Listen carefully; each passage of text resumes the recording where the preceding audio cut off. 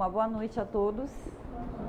Quer dizer, eu nem sei se é boa noite ou se é boa tarde, porque ainda está dia, a gente nunca sabe. Mas de qualquer forma... Bom, todos nós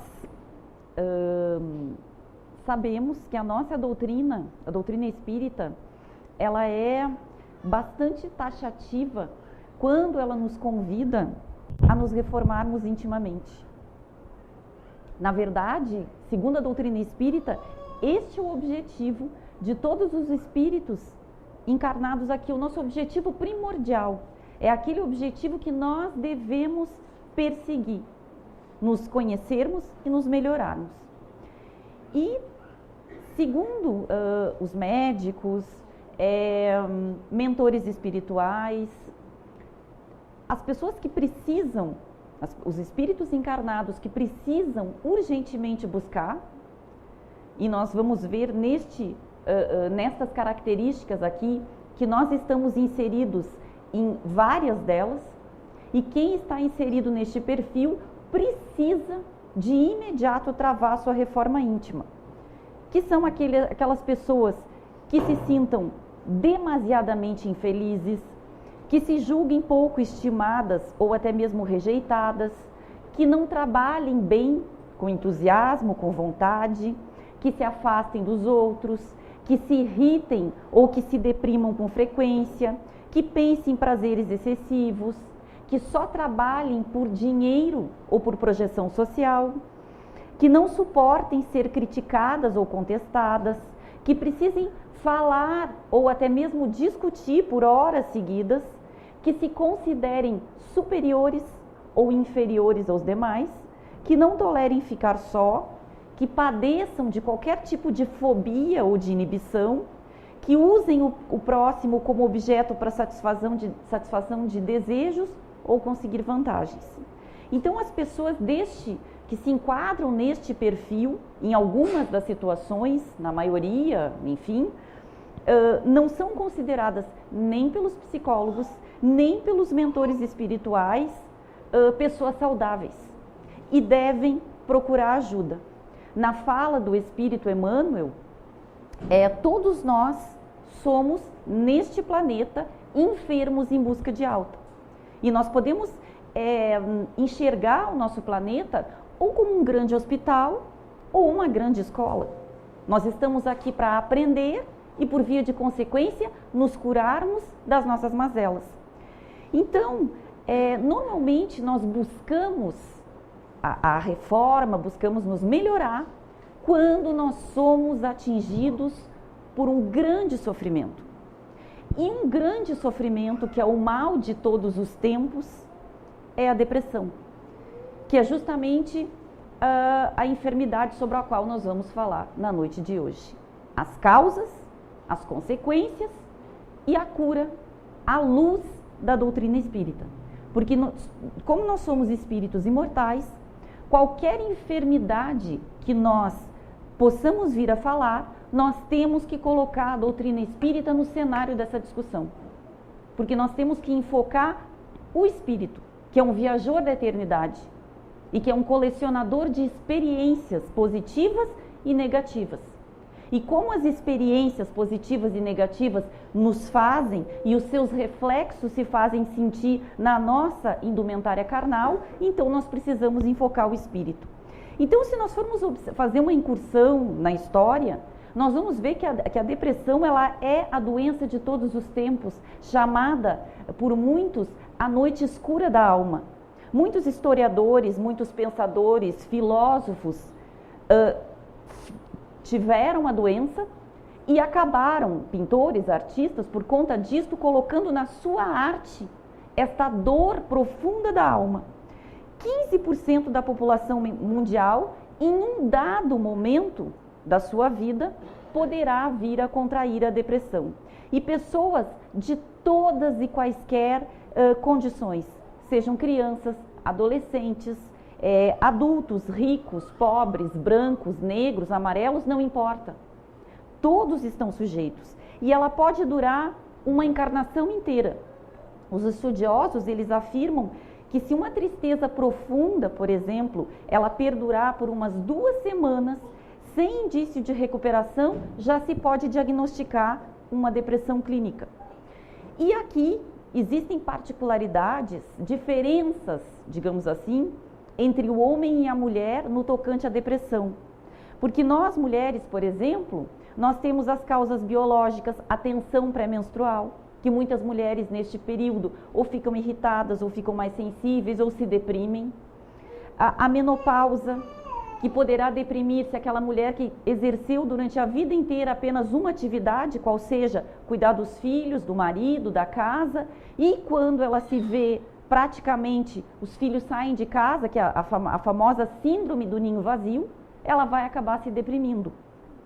E porque nós, mulheres, também temos a tendência a remoer sentimentos, a pensar muito, a ficar analisando situações e buscando respostas.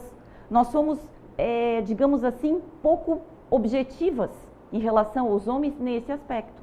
É por isso que nós mulheres, a gente adora tanto aquele famoso DR que os homens odeiam, porque a gente rumina e aí a gente quer discutir, a gente quer colocar aqueles sentimentos para fora. O homem depressivo, ao contrário, ele se isola, ele fica agressivo, ele começa a brigar, fica impaciente, intolerante, porque na verdade os homens, eles foram ensinados, isso é cultural, que homem não chora, que homem não demonstra sentimento. Então, por essa razão, procura não demonstrar essa face depressiva, se escondendo através da agressividade. Se nós pudéssemos dar um conceito para a depressão, nós diríamos que é um estado de espírito de melancolia, de tristeza ou de desespero. Há pessoas que chegam, sim, ao desespero, porque são as pessoas que têm tudo, mas ao mesmo tempo não têm nada. E a pior coisa que existe é chegar para um depressivo e dizer para ele: como assim tu estás triste? Se tu tens tudo, família, saúde, trabalho, posição social, ou seja lá o que for, porque a pessoa realmente, e não precisa dizer isso, porque a pessoa sabe que ela tem todas essas coisas, mas mesmo com todas essas ferramentas para ser feliz, a pessoa não consegue ser feliz. Ela sente vazio, ela sente tristeza, ela sente indiferença pelas coisas. Então, a intensidade e a duração desse estado vai depender da personalidade, vai depender dos fatores que desencadearam o processo e da situação atual da vida da pessoa. Na verdade, para o depressivo não faz a menor diferença se é dia ou se é noite, se faz chuva ou se faz sol. Então, é aquele sentimento de indiferença pela vida, pelas pessoas, que vai crescendo e tomando proporções gigantescas, que pode inclusive chegar ao suicídio. Então, uma coisa que é importante ficar clara é que todo depressivo, em regra, ele se apresenta triste. Agora, nós não podemos dizer que toda pessoa que está triste está clinicamente depressiva. Sérgio Lopes, que é um psiquiatra espírita, quando ele faz a exposição sobre o tema, ele costuma dizer que a chamada tristeza de domingo, aquela melancolia comum em algumas pessoas, a tristeza de domingo, porque a gente sabe que segunda-feira vai começar tudo de novo e tem que trabalhar. Então ele diz, isso não é depressão, isso é preguiça, que é aquele desconforto que vai dando e a gente pensa, amanhã começa tudo de novo. Então ele diz, isso não é depressão. E aqueles dias chuvosos, cinzentos, nebulosos, aquilo está comprovado que exerce um impacto nas nossas emoções. Porque é bastante diferente nós abrirmos a janela e enxergarmos sol e nós abrirmos a janela e enxergarmos nuvens carregadas, tudo cinzento, enfim, isso tem um impacto. E uma coisa que nós também precisamos considerar é que nós vivemos num ambiente que é intolerante à tristeza. Normalmente, as pessoas, quando são acometidas por uma perda, por exemplo, que é o que causa, uma das causas da depressão, as perdas, a perda de um ente querido, por exemplo, até isso, o nosso meio social reclama que a nossa recuperação seja muito rápida. Então, muitas vezes, a gente vai à cata de remédios. Como disse um autor, a felicidade quimicamente fabricada. à custa de Prozac, sei lá, Procimax, Lexapro, enfim, nós precisamos mostrar que estamos felizes. Isso nos é exigido. Então, muitas vezes, nós não elaboramos as perdas. Vamos pensar agora apenas nessa existência aqui. Nós já tivemos muitas perdas, todos nós. Perdas de amigos, de entes queridos, talvez perda financeira, perda de um companheiro de relacionamento, enfim, perdas em vários sentidos que nós possamos considerar. E muitas vezes nós não elaboramos isso direito porque a gente tem a obrigação de mostrar um sorriso e dizer que está tudo bem. Então, este ambiente intolerável à tristeza acaba fazendo que a gente tenha a pressa da felicidade ou de mostrar externamente uma coisa que não corresponde ao interior e a gente não elabora direito as nossas perdas. Então, nós vamos colecionando coisas, digamos assim, problemas não solucionados dentro de nós. E isso, num determinado momento, a vida vai cobrar a conta. Nós vamos precisar elaborar aquela situação que ficou lá esquecida.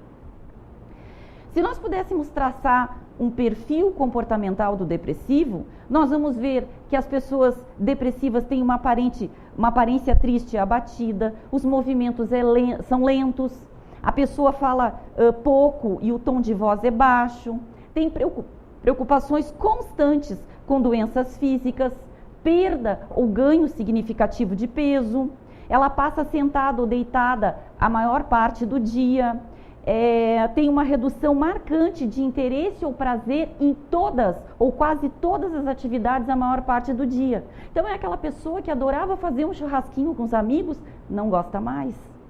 A pessoa gostava de ler, não gosta mais. Gostava de ir ao cinema, ao teatro, não gosta mais. A pessoa vai perdendo o prazer pelas coisas. Sente-se sem valia nenhuma e passa a nutrir esse tipo de sentimento. Diminuição da capacidade de pensar ou indecisão, vontade de morrer. E aí vem o perigo de a pessoa tentar buscar aquela solução que na verdade não é solução, apenas agrava o problema, que é o suicídio. Porque ela vai trocar de pátria espiritual, trocar de pátria da pior forma possível. Porque ela vai acabar abreviando a sua existência por conta própria, o que não lhe é dado, e ela vai ter que pagar, acertar as contas por isso, e mais soma-se ao problema que já tinha. Porque quando nós retornamos à pátria espiritual, não há uma mudança no nosso caráter por conta disso. Nós vamos exatamente como somos. Então, a pessoa que acaba escolhendo a via do suicídio vai ser colhido por uma situação muito triste. Então, se estes sinais que nós acabamos de elencar, se eles permanecem por algumas semanas, está diagnosticada, então, a depressão patológica. Sérgio Lopes, quando fez a exposição sobre depressão, ele disse que existem muitas pessoas que têm a ideia de que precisam, por exemplo, mudar para espantar a tristeza. Então, aquelas que dizem que precisam mudar de trabalho. Ele disse que tinha um amigo que achava que o problema era a esposa, então ele acabou trocando 5 vezes de esposa e agravou os problemas, porque daí eram 5 pensões alimentícias para pagar depois, os filhos, situação financeira agravada. Então, o que ele quis dizer, brincando, é que se nós estamos tristes com algum problema, nós podemos irmos para qualquer lugar, que nós vamos carregar este problema junto conosco, buscando solução. Então, nós vamos apenas adiar e trocar de lugar. Então, não adianta trocar de trabalho, trocar de companheiro, se o problema está dentro de nós. Então, nós precisamos buscar a solução dentro de nós. E com a doutrina espírita, como com essa maravilhosa doutrina que nos esclarece, sobretudo nos consola, e com ela nós temos a certeza de que as leis do nosso Pai se cumprem, a lei de causa e efeito, ela nos acompanha no corpo e fora dele, nesta e nas próximas encarnações, nos diz que a morte não elimina os problemas que não foram superados enquanto no corpo, e que é a alma, muito especialmente, que se apresenta depressiva ou não. Então é para ela que tem que se focar a atenção. Porque muitos estudiosos no decorrer da história, se nós formos pesquisar, buscaram a causa da depressão no corpo físico. Só que a causa não está no corpo físico. Nele apenas se manifestam os efeitos, a exemplo de qualquer enfermidade que nós, porventura, venhamos a tratar. Se mostra no nosso corpo, que, como diz Emmanuel, é o nosso vaso divino, onde nós vamos lavar as impurezas da alma, mas a causa está no espírito. Então, com as nossas encarnações, todas que já tivemos, a que estamos tendo agora e as que vamos ter, todos os nossos atos, os menores deles, todos os pensamentos, emoções, sentimentos, tudo, nada se perde, tudo fica gravado naquele arquivo que se chama perispírito, que faz a ligação entre corpo e espírito. Então, tudo que nós aprendemos até o último minuto da nossa vida, o espírito aproveita. Por isso que vale a pena a gente batalhar e amealhar conhecimento intelectual e moralidade. Apesar de os espíritos nos dizerem que agora está na hora de nós batalharmos mais pelo lado moral, porque essa asa está menorzinha. Então, quem é o depressivo, na verdade? O depressivo é alguém que, através dos tempos, vem arquivando experiências negativas. Porque se nós observarmos essa existência agora apenas, e nós chegarmos para um médico e contarmos da nossa tristeza, com certeza ele vai fazer uma pesquisa, até quem sabe o útero materno, para ver as situações todas. Imaginem então nós enfocarmos a nossa verdadeira natureza, que é espiritual, que passamos por N situações, por perdas, por situações difíceis. Por que aquela pessoa para quem nós dizemos, mas tu tem família, saúde, dinheiro, um companheiro, como é que tu não consegue ser feliz? Talvez ela não tenha explicação para isso hoje, nesta existência. Porque talvez a perda, o problema sério e grave, tenha acontecido numa existência pregressa. Mas a doutrina espírita nos diz que para todo efeito há uma causa. Então, se hoje eu me mostro depressiva, triste, infeliz, eu sou uma vítima? Não. Com certeza, essa situação pela qual eu passo hoje, as consequências que se fazem sentir hoje, têm as causas lá numa vida pregressa. Assim nos ensina a doutrina espírita. Então, o nosso passado, dessa e de outras encarnações, todas as nossas conquistas, todas as nossas experiências e emoções arquivadas, elas interagem e interferem na nossa vida de maneira decisiva. Então, se nós pudéssemos elencar as principais causas da depressão, e aqui nós precisamos também fazer uma ressalva. Aquilo que afeta uma determinada pessoa não afeta a outra. Então, por exemplo, se para mim, Kátia, a juventude é a coisa mais importante, é evidente que quando eu começar a envelhecer, a lei da gravidade começar a atuar, eu vou me deprimir. Se para mim é importante a situação financeira, o dinheiro, se eu sofrer um abalo financeiro, eu vou me deprimir. Se eu gosto de status e perco o status, se tudo para mim, a coisa mais importante é a pessoa que eu tenho do meu lado, é o relacionamento, e essa pessoa decide não ficar mais comigo, eu vou me deprimir. Então, nós precisamos ver, e já podemos fazer esse exame agora, cada um de nós aqui. Qual é a coisa mais importante para mim? O que eu perderia hoje que amanhã ia me deixar assim muito triste, talvez até me tirasse as forças para levantar da cama e seguir, pelo menos num primeiro momento. E nós temos que ver se esta resposta, se essa coisa que me colocaria assim tão para baixo, ela está naquelas coisas transitórias ou é uma coisa permanente. Ou seja, Jesus teve ocasião de dizer, o mestre dos mestres, o psicólogo dos psicólogos, aquele que mais conhecia e entendia a nossa alma, ele disse que nós todos deveríamos acumular os tesouros que a traça não come, que a ferrugem não corrói. Ou seja, aquilo que não é transitório. Porque aquilo que é transitório, a nossa vida é uma impermanência. Uma hora a gente tem, daqui a um pouco a gente não tem. Um companheiro pode estar comigo. Daqui a um pouco ele pode ser chamado para a pátria espiritual antes de mim. porque ele tem uma outra missão, ele tem exigências diferentes das minhas. Daqui um pouco eu tenho status numa determinada situação, daqui um pouco não tenho mais. Agora, aqueles valores morais, as virtudes da paciência, da coragem, da resignação e o que mais aqui a gente puder lembrar de valores morais, isto não se perde. Isto, uma vez incorporado ao patrimônio do espírito, jamais se perde. E vai capacitá-lo para enfrentar qualquer situação difícil que venha pela frente, qualquer perda que se apresente pela frente. Então, as principais causas, o sentimento de perda. E perda do quê? Da saúde, da coragem, do status, dos amigos, dos familiares, do emprego, da juventude, oportunidade de edificação da felicidade. Raul Teixeira certa vez disse que muitas pessoas, e nós já tivemos ocasião de dizer isso aqui, porque isso é muito nosso, que nós marcamos a data que vamos ser felizes. Então, às vezes, nós pensamos que vamos ser felizes quando casarmos, e aí a gente casa e vê que continua infeliz, aí a gente pensa que é quando vai ter os filhos, e aí quando tem os filhos continua infeliz, e aí pensa que é quando vem os netos, e vem os netos e continua infeliz, e aí pensa que vai ser feliz quando se aposentar, e aí a aposentadoria chega e fica depressivo porque não tem mais nada para fazer e continua infeliz. E aí passa a vida inteira infeliz.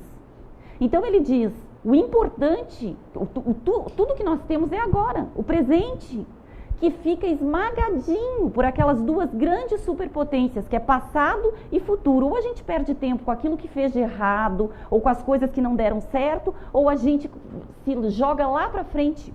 Mas e se, e quando, e tal, e a coisa mais importante que é a nossa vida, que é o que está acontecendo agora, a gente perde por conta do passado ou por conta do futuro.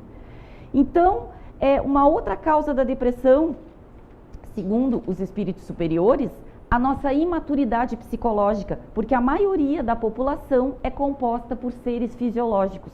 O que significa isso? São seres imediatistas que objetivam primordialmente as necessidades do estômago e do sexo. Estão pouco se importando com as questões que dizem com o espírito. Então, são pessoas absolutamente materialistas, que pensam que tem aquele corpo, que trabalham durante o mês para ganhar o seu salário lá, pagar suas contas, e que o pensamento não vai muito além dali. Que querem tirar vantagem, que são egoístas e que não pensam em nada, enfim. Então, existem muitas pessoas ainda, já que estamos num planeta de provas e expiações. E uma outra questão é o ressentimento.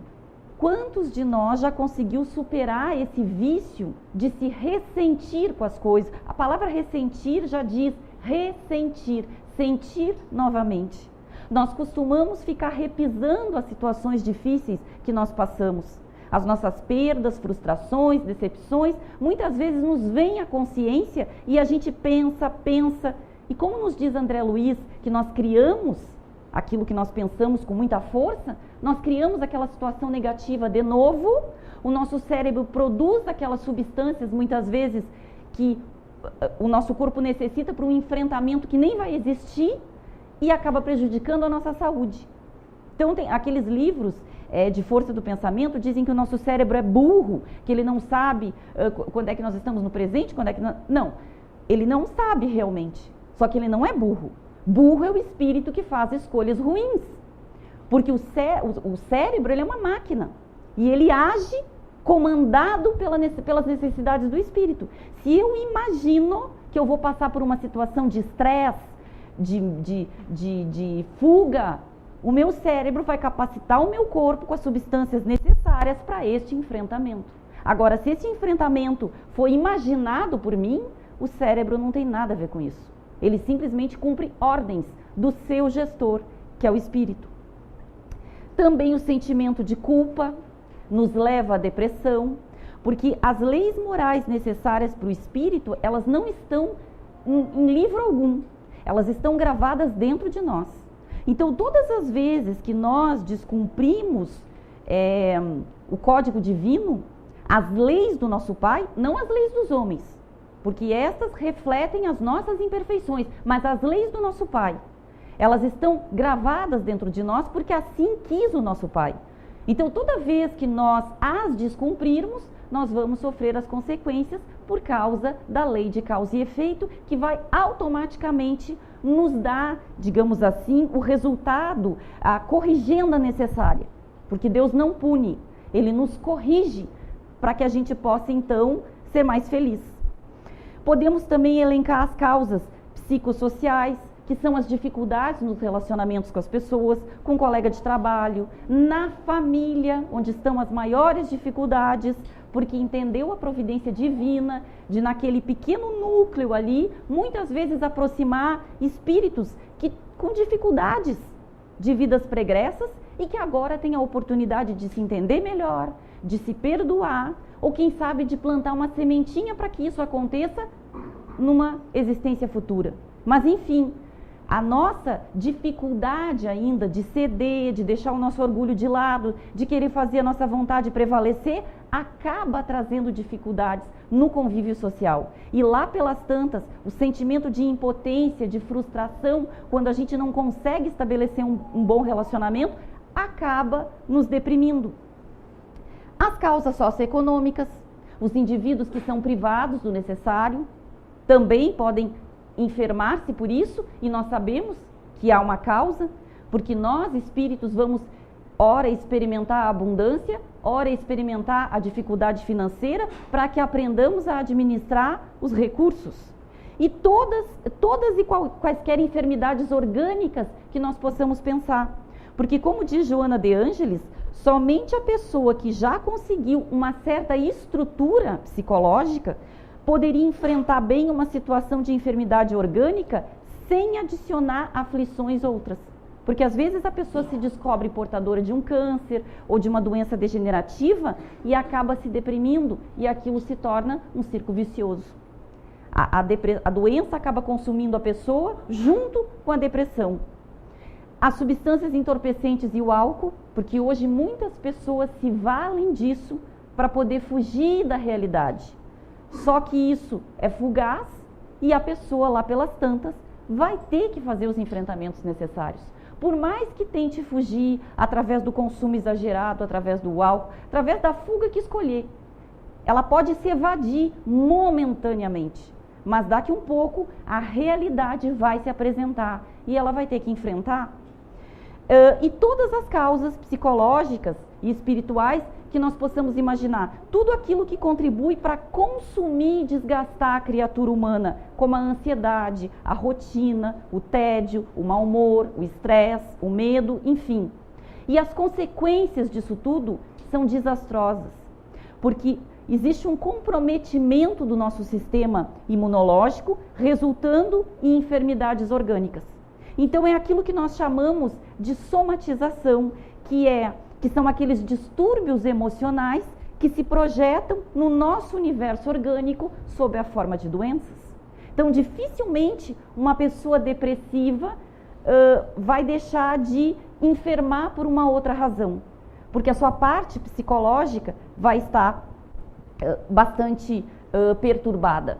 E agrega-se a isso as obsessões, que aqui nós poderíamos falar mais horas, porque apesar de estarmos aqui encarnados, nós sofremos e muito influenciação do plano espiritual, dos espíritos com quem travamos contato em existências pregressas, e eles, por uma afinidade conosco, se não houve o perdão, que é a única coisa que pode nos libertar da situação, se não houve, nos prende a esses irmãos do passado, a quem nós prejudicamos, ou se nos prejudicaram, ou se vem na sua forma ainda equivocada buscar vingança. E segundo Joana de Ângelis, esses espíritos podem, aqueles que têm conhecimento para isso, alterar o nosso quimismo cerebral, a produção de dopamina, noradrenalina. Então imaginem como é que a medicina, em não enfocando, não colocando o espírito no cenário dessa discussão, vai buscar as soluções eficazes para um problema desses e para todas as enfermidades que aqui nós possamos elencar. Todas, é preciso ver o espírito imortal ali. E qual seria a cura? Bom, o primeiro ponto fundamental é assumir a responsabilidade pelo que nos acontece. Porque nós temos, e o depressivo tem esse viés, digamos assim, da vitimização. De achar que o mundo está contra ele, as pessoas estão contra ele, a mania de perseguição, e nós, depressivos ou não, temos essa tendência de achar que nós somos vítimas das circunstâncias. Que às vezes as coisas difíceis e as perdas que nós sofremos não deveriam ter acontecido. Nos atingem e nós nos vitimamos. Não. Tudo que nos acontece é em função de uma colheita, de uma plantação. Se esta plantação não foi feita hoje, bom, ela foi feita em algum momento. Pode ser que nós não lembremos pela bênção do esquecimento. Mas se está nos acontecendo, é porque deve acontecer e porque nós temos a capacitação para lidar com aquilo. Porque nós sabemos já a essas alturas que Deus não coloca pesos demais em ombros fracos. O autoconhecimento é fundamental, porque eu preciso saber quem eu sou, eu preciso conhecer meus sentimentos, as minhas preferências, as minhas escolhas, do que gosto, do que não gosto, até para saber se estou sofrendo uma influenciação externa ou se as coisas que estão acontecendo são minhas mesmo. E, aliás, esse é um dos objetivos do espírito imortal. Saber o que faz aqui, saber para onde vai, saber de onde veio, saber qual é a sua missão, porque isso dá sentido à vida. E muitas pessoas hoje em dia se deprimem por falta de sentido, porque não veem um sentido na existência. Acham que a vida é simplesmente sofrer, então não tem sentido. E segundo Isaías Claro, numa exposição que ele fez excelente, inclusive ele tem um livro que é justamente causas, consequências e curas da depressão à luz da doutrina espírita. E ele diz que o depressivo, na verdade, ele é um grande egoísta e um grande orgulhoso. Porque ele diz que é como aquele indivíduo que se rebelou de vez com a vida, com as coisas que acontecem, e é como aquela criança que diz, eu cansei de brincar, agora eu não quero mais brincar, cruza os braços e senta. Então o depressivo, ele faz isso diante da vida. Eu cansei das dificuldades, eu cansei de sofrer, eu não quero mais, eu vou me entregar. Então ele diz que é uma atitude de rebeldia, de egoísmo e muitas vezes até de orgulho. Que como está no Evangelho, se a gente for fazer uma pesquisa por trás de todos os nossos problemas, nós vamos encontrar na base o orgulho e o egoísmo. Então, para a cura também nós devemos aproveitar bem o momento atual, que é o momento que nós temos, porque aquilo que nós estamos fazendo agora é de fundamental importância para aquilo que vai nos acontecer logo ali adiante.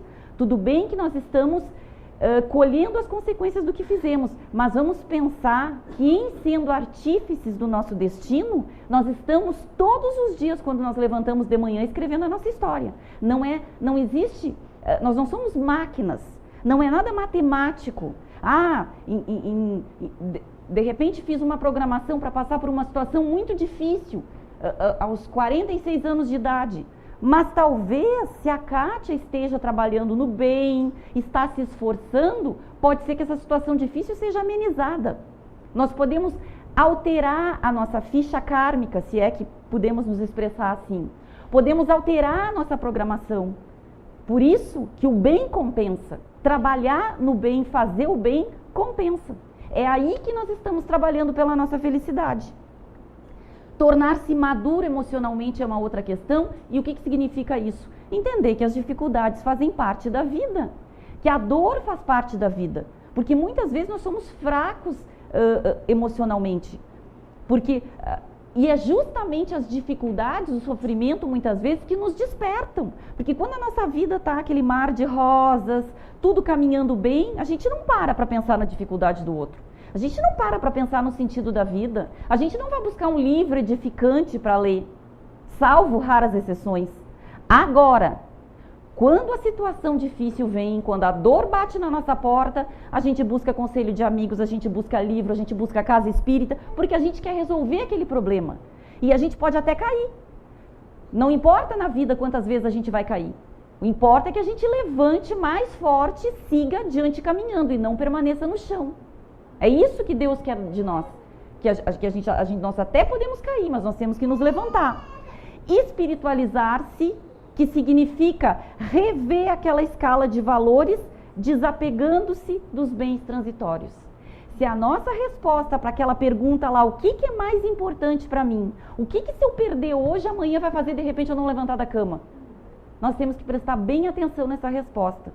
Porque se nessa resposta estiver alguma coisa que seja transitório, que seja material, a gente precisa se dar conta que isso pode nos ser retirado a qualquer momento. Então a gente precisa criar a fortaleza moral, que é colocar no centro das nossas atenções aqueles tesouros que a traça não come, que a ferrugem não corrói. Perdoar sempre para evitar o ressentimento. Aliás, de Joana de Ângeles, perdoar e recomeçar, ela diz. A vida são as incessantes oportunidades que surgem pela frente, jamais os insucessos que ocorreram no passado. Confiar em Deus, porque nenhuma folhinha de árvore cai sem o consentimento dele, nem um fio de cabelo da nossa cabeça cai sem que ele consinta. Nós não fomos largados aqui assim jogados, nós somos monitorados. E ontem, talvez não por acaso, eu li, para encerrar, uma historinha que eu achei que retrata muito bem isso, dessa questão da confiança na providência divina, que a gente não pode perder nunca. Então conta-se que um rei era muito descrente e trabalhava um sábio para ele que sempre dizia: majestade, é preciso confiar na providência divina, é preciso, mas ele era muito descrente. E eles foram para uma caçada e o rei, nesta caçada, acabou perdendo uma mão. E ele ficou revoltadíssimo porque ele disse para o seu servo, este sábio: como é que o teu Deus é tão previdente, é tão poderoso, é tão protetor e eu perdi uma mão? E encarcerou ele na masmorra por conta disso. Porque pensou, como é que ele vai pregar um ensinamento que não é bem assim? Então, prendeu o sábio na masmorra e foi para uma outra caçada. E nesta caçada ele foi apanhado por uma tribo de índios canibais. E quando eles foram fazer o ritual, porque ele seria cozido, eles viram que ele não tinha uma mão. E como ele não tinha uma mão, não servia para eles por causa da crença. Então, por conta disso, ele foi libertado e aí ele se deu conta e lembrou do sábio, a providência divina. Então, ele libertou o sábio e disse: eu fiquei muito feliz por não ter a mão naquele momento, mas uma dúvida me assalta. Se este teu Deus é tão bom e tu vive o defendendo, por que ele permitiu que eu te prendesse nessa masmorra? E ele disse: porque se eu não tivesse nessa masmorra, majestade, eu teria ido junto na caçada e eu teria sido a comida dos canibais. Então Deus, ele sempre nos dá o melhor. A gente é que às vezes faz a leitura errada, mas tudo que aparece no nosso caminho, e às vezes, e principalmente as dificuldades mais duras, são as que ele envia com mais amor, porque é o que vai nos fazer crescer de verdade e nos tornar mais fortes e mais maduros. Muito obrigada pela atenção de vocês.